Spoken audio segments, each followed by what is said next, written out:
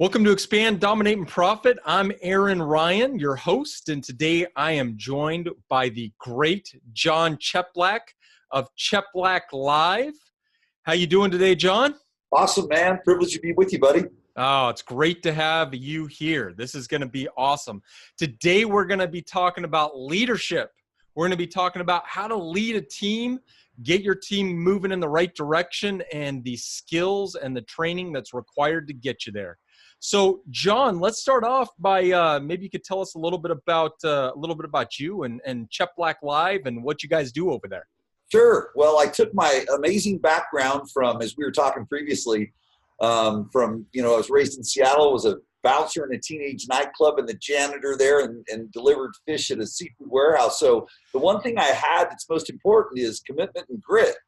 And then I moved into the real estate business. So, from 21 up to now I'm 52, I went through the sales process and then recognized that a lot of people fail in our industry. And I think that, there's a great opportunity with the right training and leadership and coaching. And so I had a passion for it. And so fast forward, well, my last job, I tell people I'm unemployable. First of all, anyone that's in real estate, Aaron, is unemployable. That's why we got into it. Oh, and then I tell people I'm double whammy unemployable because I left real estate, got into coaching. But anyway, my last job where I was employable is I was the general manager for Prudential, California, Nevada, Texas. Oh, and wow. So I had great mentors that and along the way, many along the way, as a branch manager that were generous, and generosity and leadership, and this kind of dovetails into it as I talk about me, is generosity is giving someone the latitude, not micromanaging them, giving them the guidance, but then allowing them to go out and have the experience. And so I had brilliant human beings that were brilliant leaders. So they transferred their value to me, but then allowed me to have the experience and self-discover. And so today I work with elite teams. Some of them, one of them may end up number one in the world for a large franchise, we think, this year. Oh, wow. Okay. Yes. I think we know who that is. And then many that are 500, I'd say the bulk are 500 plus transaction teams, upwards over to 2,000. Okay. And then brokers, owners, managers, and then, so I do the coaching there, and then we have our software, recruiting software, and I just want to contribute to people and help facilitate change, man. Nice. Well, you're doing that at a high level for a lot of people, it sounds like. Well, let's talk, Jon, a little bit about kind of, leadership, right? I think that right now is one of the hot topics in the real estate industry because we get a lot of realtors who could go out and sell a lot of houses, and there were great realtors trying to make that transition to leading a team of salespeople. And that's not easy. A lot of good salespeople just aren't meant for leadership or get into it and figure out, I don't know what I'm doing. Yes. So, Jon, coming from a guy who trains, or coming from a guy who trains leaders and some of the top leaders in the country, what are some I guess tips that you have for people looking to make that transition from great salesperson to leadership? Sure. I'll go in two places. I think the most important thing I do in the time that we have together is go to principles, because if you go back to the principles, strategy and a tactic, you got to remember them all, just like a script or a dialogue. But if we stay in principle, it's a foundation that you can always go back and visit. And so one of the principles that was taught to me, and I always give attribution, I didn't create anything, generous people. I sought it. I invested human resource and financial resource, but we're generous, just as you are in doing this podcast, is the first thing that I want to share with everyone that was shared with me, and it just clicked, is when I moved into leadership. And if you're sitting here and you have a desire to move into leadership, or you're in it and you're just not having the experience you want to have, is this: you're no longer in the real estate business. You are in the human resource, human development, human attraction, human behavior business. And if you want the best guide on the planet, the best business model, it's called Maslow's hierarchy of needs. And I was speaking to someone earlier, is Our asset is our people. And here's the challenge. They come to work and they leave and they don't have to come back. That's Our true. asset doesn't have to come back. And so, we spend so much time in we think leadership is going out and finding, the new technology and the new lead generation, the new lead conversions and software, and all those things. And here's what I'd say. That's not leadership. That's just doing your job. Yeah. That's doing your job. Leadership is, how am I going to attract continually? How am I going to develop? And most importantly, how am I going to retain human beings? And so what I would say is, it's a human experience business, and everything needs to be around that. All of you that right now are listening and you're thinking about, if you're thinking about building a team, you don't need me to teach how to sell real estate. You just don't. The thing that you need to get is how to manage people, and it's not a part of our native skill sets. Even if you were a born leader, there's a lot you need to develop. So in its simpler terms, you're no longer in real estate, you're in the human experience business. Yeah. You're in the people development and management business, right? Yes. I mean, that's one of the things that I've found a lot of people making that transition. They forget, they think it's still just all about selling real estate, and they're still on listing appointments, and their day is consumed by the day-to-day activity of a realtor.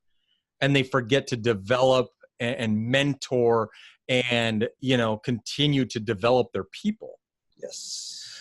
So tell us about, I guess kind of taking a step back, you had talked a little bit about some recruiting software you were working on. We're talking about the people management. We're talking about, managing people, obviously attracting talent. Recruiting talent is a big part of it.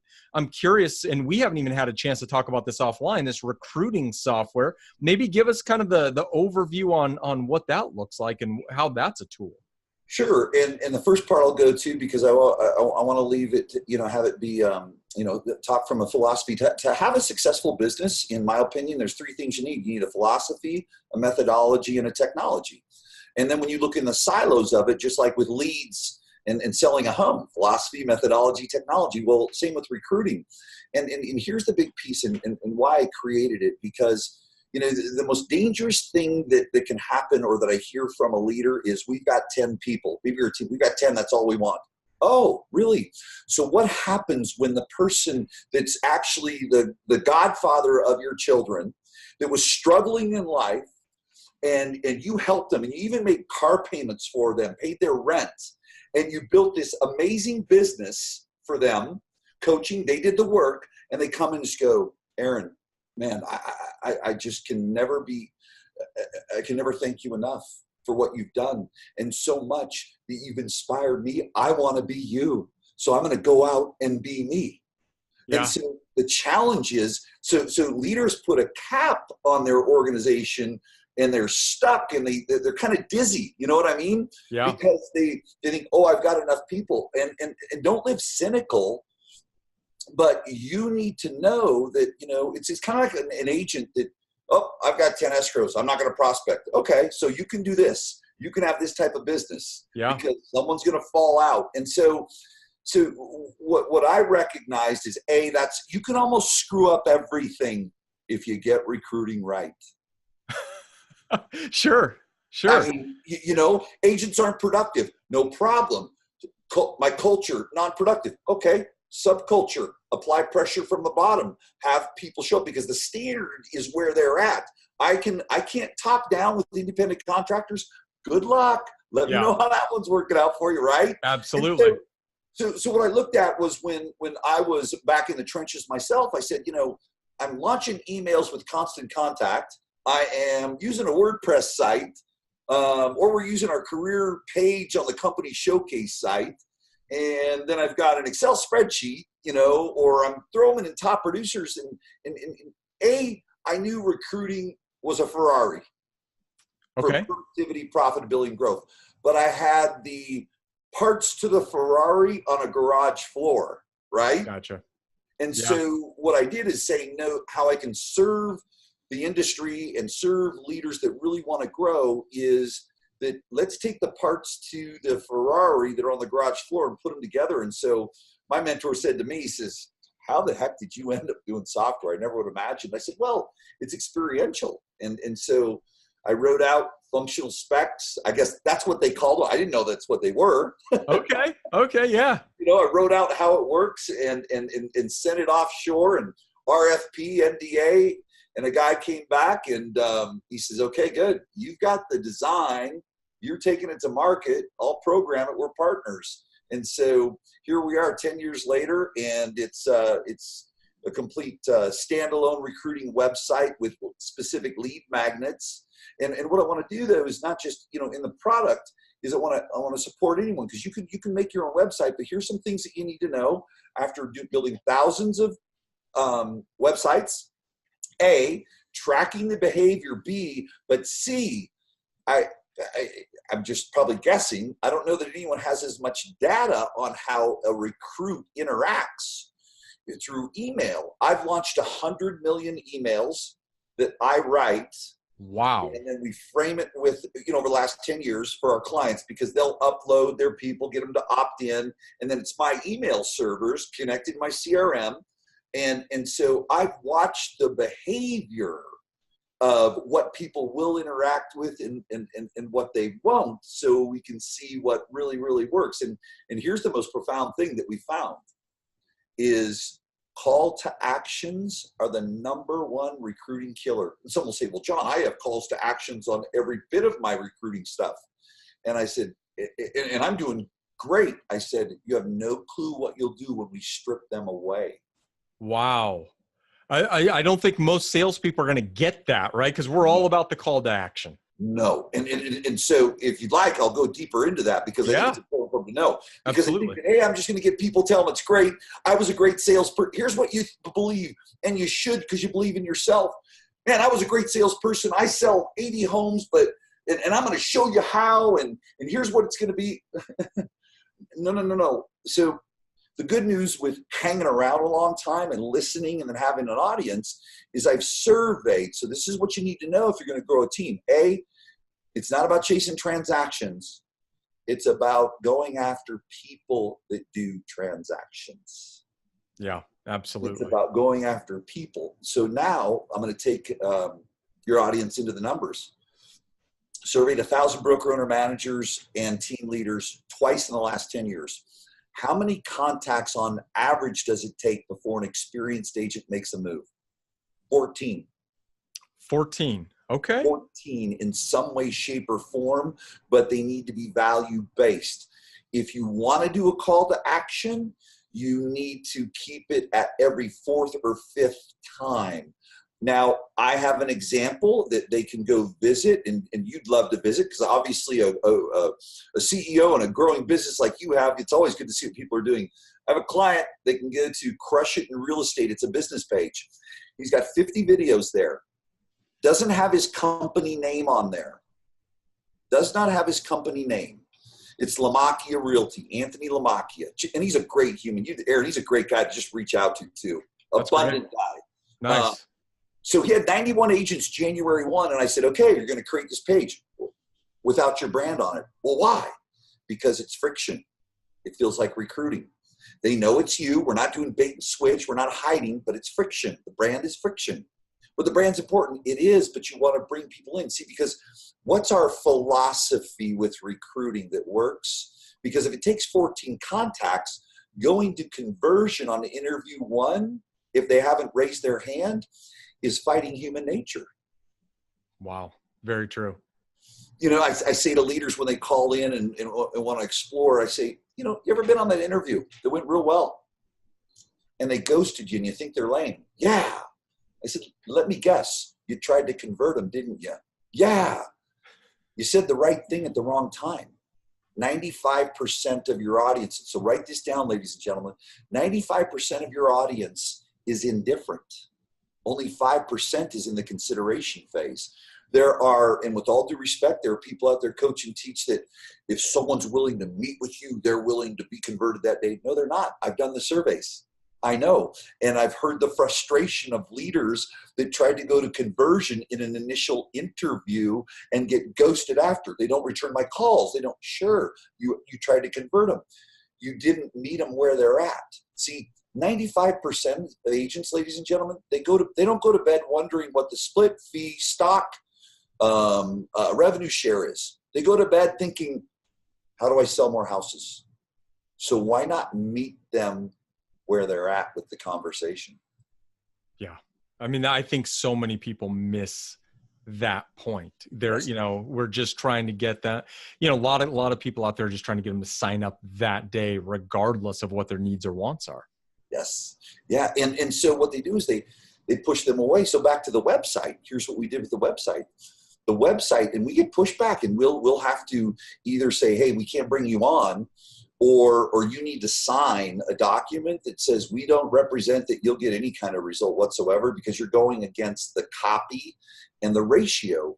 So to have a successful website for recruiting, it needs to be standalone. If you have a career tab on your company showcase website, we've A/B tested. An agent will stay on a career-specific website 400 times longer, 400% greater than they will on a career tab on a public company showcase website. That is incredible. Why do you think that is, John? Because I think a lot of it has to do with is A, distraction. Sure. B, but the big one, the way the copy's written, because it's all, we're so wonderful, and here's everything you get. It's the feature dump. So this brings us back full circle. So it may not be being fair in saying that it has to be, it can't be a career tab, because maybe if you get that copyright, sure, they'll stick there a little bit longer. But here's what I'd say though, is when you've got a company, when you've got a standalone career specific website, that is, watch this, 70% value transference, a free downloadable business plan, a free downloadable business assessment, a free time money assessment tool, a free sphere of influence analyzer, and then drip campaigns behind each one of those 4 correlating subjects that further coaches them and gives them more value on their sphere of influence. See, what I'm doing is, here's the philosophy. I'm going to coach, train, and lead. The philosophy is I'm going to make deposits in the business relationship equity account. Sure. That's recruiting. B, the methodology. I'm going to coach, train, and lead the competitors' agents better than their current leader is, based on the fact that it takes these contacts that over time, one of 2 things happens. A, they see value and eventually want to join, or B, when something changes, I was sitting there in second place. It's funny, John, this is the second podcast in a row I've heard the exact terminology. Greg Harrelson was on the last podcast, and he said a lot of the content that he puts out there on the internet is so robust and so, has so much information that he's actually coaching his competitors' agents better than they're coaching them. I coach Greg. You coach. There it is. Perfect. That's there's too many similarities there. I was smart enough to at least put that together. So I got it. Yeah, he's a great guy. He's doing a really good job. He's a competent leader, and people don't. And here's what I want you to know too, folks. And you know this because you're growing a thriving business, is that people don't join your stuff. They join the experience that you're going to create. They join or leave the leader. And so, can they see that you're asking people to not take a commission split. What you're asking people to do is invest a portion of their commissions in a partnership with great leadership and great marketing and all the things that go with your company, and allowing them to see they're going to get the highest return. It's an ROI piece is really what it is. So the thing that we want to do is I want them to sit on that website and take in the content and do some downloadables and get some value, because it starts pulling them to me. Now, here's something that's ironic though. when we look at all the different pieces, just so I know, so people know what they're most, and again, this is after millions of page views on these sites from every brand, practically every different model. The number one page that agents click on when they're searching on a career site is the training page. Yeah. Posting your training. Yeah. Number two, what they click on actually, and although it seems painful to people, the free business plan. They love downloading the free business plan. And I've got a free business assessment, they're all proprietary pieces that we brand for our clients. But yeah, it's purely value. So create the value. Only about 30% of your website is anything about you, because there's three favorite subjects to human beings. Three most important: me, myself, and I. That is very, very true. And so then I say, Aaron, now look at your marketing, right? Yeah. Look at your messaging. Look at your interview. Yeah. Absolutely. Absolutely. Yeah. You know what? It's funny because it's the same thing. Think about this, John, even in a listing appointment, right? I mean, you get down to what we do on a daily basis as realtors and actually in the field. The best realtors are the ones that make it about the client. It's not about you and your stats and how you're number one in the marketplace. It's about them, what they want, what they need, and what motivates them. Well, and what you pointed out there, and that's where it was, because I was an old school guy at 21. It was, I walked into a seminar and said, go knock doors. Okay. I threw on my rain gear, as you know, is appropriate up where we're from. Absolutely.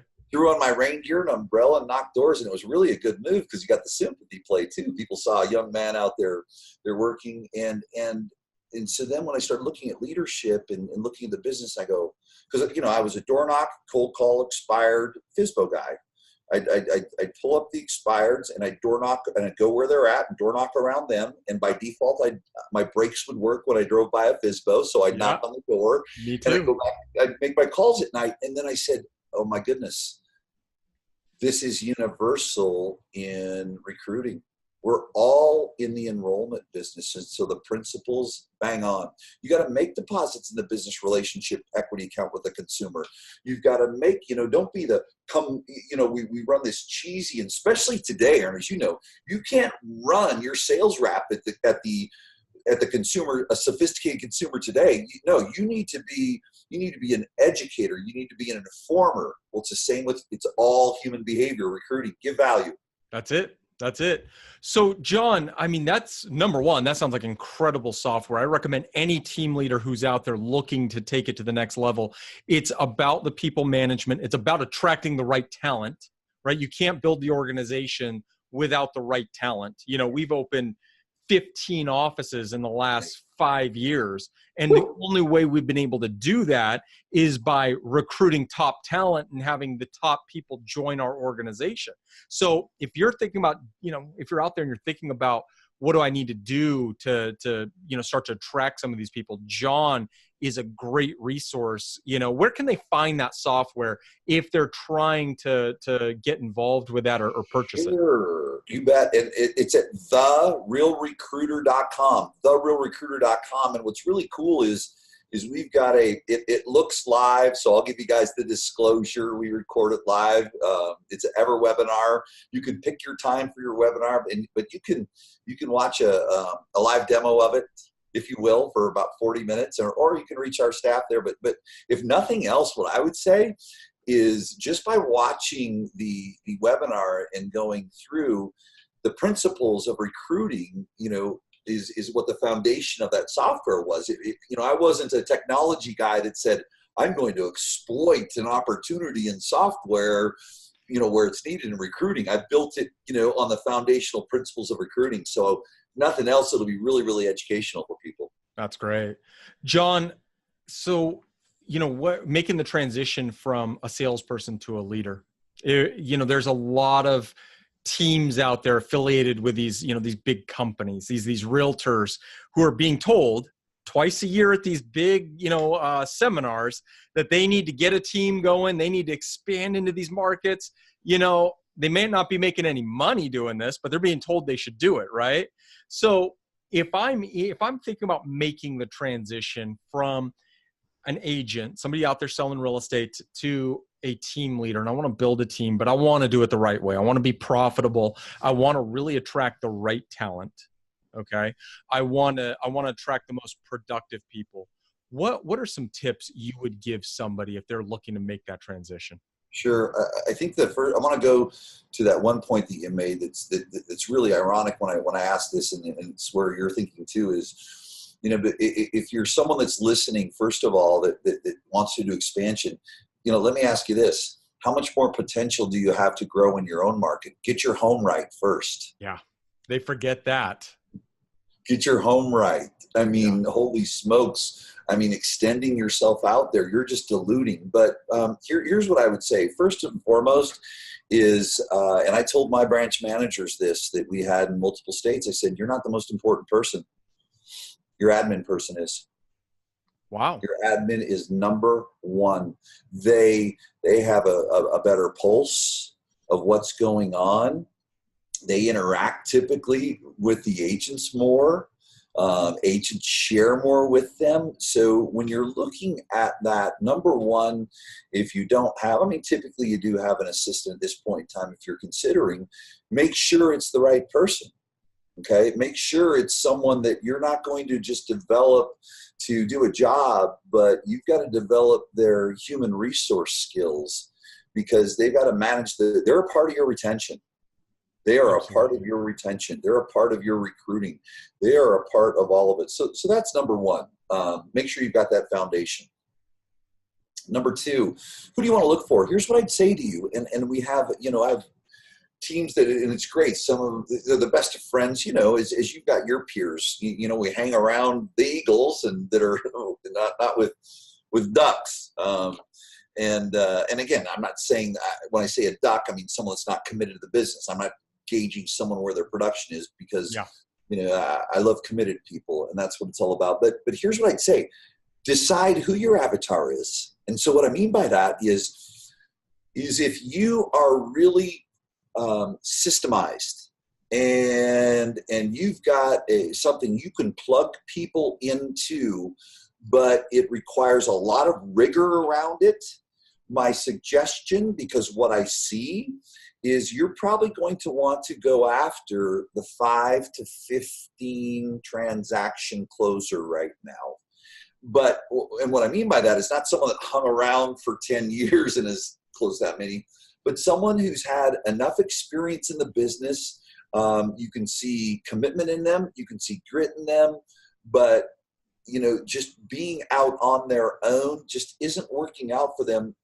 And they're that personality that needs to have boundaries, that needs to have a structure, and will align to it. And what we found, the sweet spot in there, is that 5 to 15 person. Someone, okay, if I plug you in and you make X calls a day, you hit your videos out a day, your speed of response is this, you go into your old leads like that, that's probably your ideal avatar. Now, are there some people that have, I'd say that's the bulk of the of what the teams that are just bringing in epic amounts of leads. Literally where they'll turn the leads off at times. Sure. I'd say that's a big percentage of the avatar that they're focused in on. So as you hear me share that, what are you going to be? Or now here's what's interesting. I have one team that he brought in a 10, a 12, and a $14 million producer into an environment that has massive rigor, but gets massive results. And these were people that went to, team splits. And we know team splits aren't, favorable for the agent, where they are favorable from a standpoint, if you look investment return, but we'd go back and forth on that. Because when you play it all out at the end of the day, where is it? Your return. Well, he's bringing in 10, 14, $16 million producers that see it. It works for him, and his leadership is such where he can get these people that were independent to align to it. Now that's an interesting piece, just to kind of digress a little bit. Why would a 10 or 14 or $16 million producer go join a team? Because here's what they recognize, and you'll get this in being an owner and extending your business out. The CapEx CapEx investment, when you get at that level with your software and your systems, you're going to write a check. Sure. Absolutely. You're writing some big checks. And so, and part of it too, there's not only the financial resource that, to go to that next level, there's going to be financial resource from your software, your websites, your leads, your SEO, whatever it is you invest in. And there's a point where so risk tolerance comes in with those people, right? Yeah, absolutely. You go, hey, investment returns better this way. My life's free. So, but that's rare. We'll have some that do that.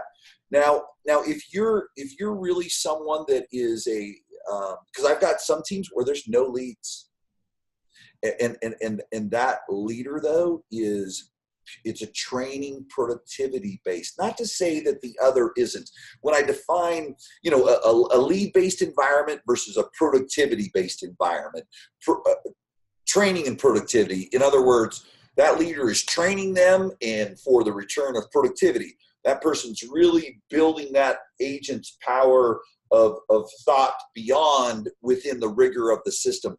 Don't see that as much, but in that situation, now you're going to be looking at an avatar that's more, sure, maybe you've got some new people that have some grit. Maybe there are some of that 5 to 15 transaction that you feel if they get in the right environment that they can produce. But, that person's looking at an avatar. You'd like to have some people come in, 3, 4, 5, 6, 7, 8, 9, 10 million. Maybe you're someone that really does a good job in transferring your skill sets to them, where that they want to be under your leadership and you feel that you can retain them. That's your avatar. And then in some cases, there's a little bit of a hybrid. I mean, I had 70 people in a room, my mastermind a couple weeks ago, 500,000, 2,000 transactions. And they're all doing a little bit different, but these are the things I see. So I would say from an avatar, how are you going to lead? That's what I'd say. What do you want to look for? Yeah. Here's what I believe. In my career, I never Colby'd, Myers-Briggs, DISC'd, StrengthsFinder'd anyone. That is interesting to hear. Wow. Never, ever. And what I did is this, because I know folks that are my peers. I've got some great friends there in Portland. And I know that all of us, and even yourself, we all still make bad hires. Yeah, we absolutely do. We all do, man. Yeah. We're going to, the one that you're sitting there with a manager or leader saying, man, Sally or Joey, 6 months ago, he was a great hire. And you know what? Today, he's still just a great hire. Yeah. Or a great interview, excuse me. Yeah. Yeah. Professional interview person. Absolutely. Yeah. I've gotten a few of those for sure. Yeah. So here's what I look for. What I do is this. I know, and it comes back to the head and the heart. See, the heart chooses, head justifies. We choose with emotion, justify with logic. Yet what's interesting is we look at our marketing message. We look at trying to get agents into productivity, and we look at our message to the consumer. We typically lead with logic. We're actually doing it a little bit backwards. So in the interview process, the number one thing that I go to is, what's one thing? The thing that gets in the way, my opinion, my experience of people being productive is overwhelm. Fear and overwhelm. Wow. Gets in the way of productivity. But yet we run around and say, what's your big why? Well, wait a minute. You didn't do that. Your why isn't big enough. Wait a minute. Overwhelm's what gets in the way. So let's give someone a big why. So here's where I go to, though. But we've got to attach to something emotional. So, and these are just some quick interview questions. And so we've talked about the avatars, and now how do I discern and give myself the best chance to, make the right choice? Okay. Is I'll start out with, here's what's most important to me is a year from today, if we're having a conversation. What's one thing that hasn't happened in your personal life, the thriving career or greater production, depending on who's in front of you, would give to you? Just one thing. I want my kids in private school next September. Awesome. Which school? How much? Yeah. 2, at what lengths are you willing to? So watch this. Here's what I want to advise you, because you can almost get in front of anyone with these questions. And remember this, ladies and gentlemen, you don't want to hire everyone. You want everyone knowing you're hiring. Okay. That's very, very true. And number two, here's a question to ask yourself every day when you wake up. Does everyone in the marketplace that I want to hire know I want to hire them? So there's another one. So the next piece is, so I find out what that thing is. So I've got the heart going, getting excited and vision.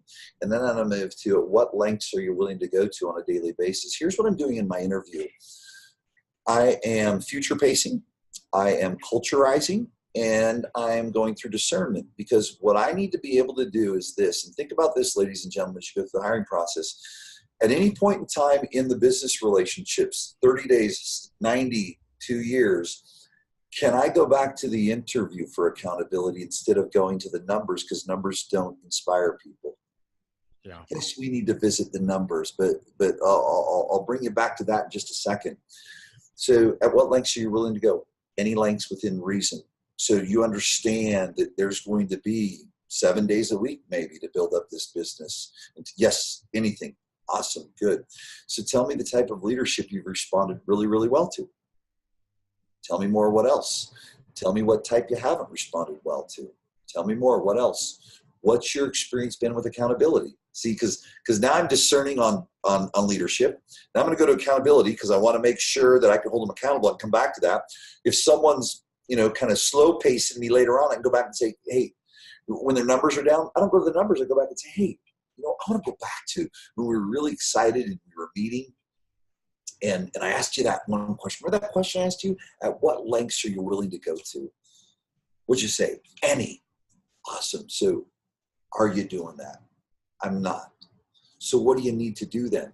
See, the mistake leaders make is they try and go fast. And really what it does is it slows down the process and slows down the action and reduces the quality of the outcome.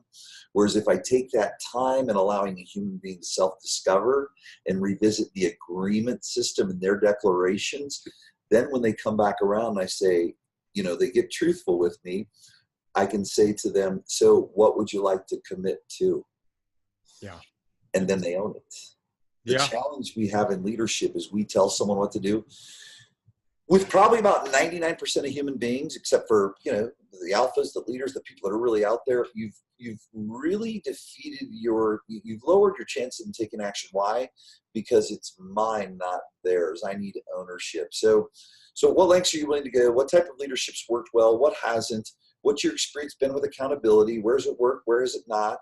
Can you see where it's really important to have as a part of your business? The next question that I go to, and what I'm looking for is this. I'm looking for grit, and that'll come in the next questions. I'm looking for someone that's willing to be held accountable. So I've got agreement systems on that. And now I'm going to go past base where I start looking into grit. So what's the one thing you're most proud of in your life? And I don't care.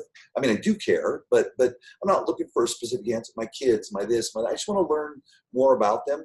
But then I want to go, this is where I go to grit. We've all been through experiences, and whether it's business or personal, what's the greatest challenge that you had to go through? And it took grit, and you came out the other side that you're really, really proud of. Yeah, that's a great question. And that's a big one to me, because here's the other part too. When I need to inspire someone, because motivation's from within. When I need to inspire someone, I can go back and say, listen, do you remember what you told? This isn't about how many calls you need to make. This isn't about rejection. This is about you tapping into something you've done before. You've been here. It's all the same. And so I'm going to ask them those questions. And then the final piece, when I get closer to conversion. So I'm looking for victim language. I'm looking for accountability, blame, criticize, complain. Ooh. Yeah. Someone that's willing to be held accountable, someone that's had some grit. And then what I do is this, and it's kind of a pattern interrupt, because I'm supposed to say, it's great and it's only going to be better when you join us. Sure. So what I do is this, when it's getting close, is I say this here, and I say, do you have a family? Yeah. Great. Does your family have dysfunction? And they laugh every time. And they'll say, yeah. I'll say, hey, I've got a family. We've got dysfunction. We've got a tribe, village, community, family. It's business, but it's a tribe, village, community. and we have dysfunction too. Now, like your family, like my family, we're in it for the long haul with them, aren't we? Yeah, absolutely. Absolutely. Well, I'm looking for the type of people that when we go through challenges, changes, or when I screw up as a leader, because I promise you I will, that you're in it for the long haul. Is that the type of organization you're willing to commit to?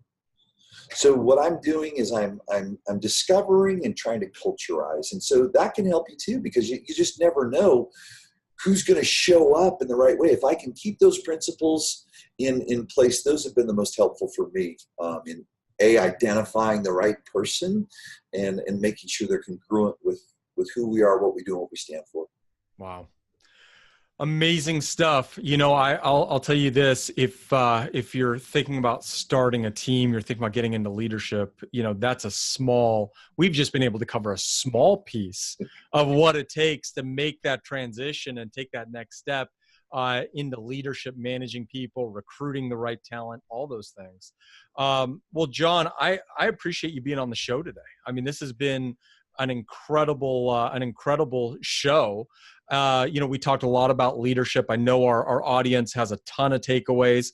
Jon, somebody wants to connect with you. Where can they go to find you or connect with you? What's the easiest way? Sure.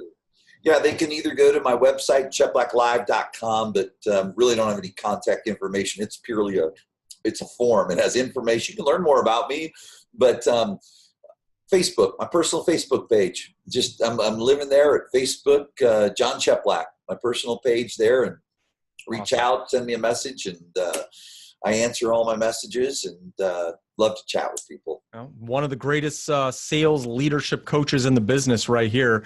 And as always, if you're trying to reach out to us, you can reach me at info@thebrokerage.realtors.com. Call us at the office, 503-343-1666. I always give out my direct line. We're happy to answer questions and help in any way possible. Jon, again, I appreciate you being on the show, man. Great talking to you. Yeah, thanks, brother. Appreciate it, man. Absolutely.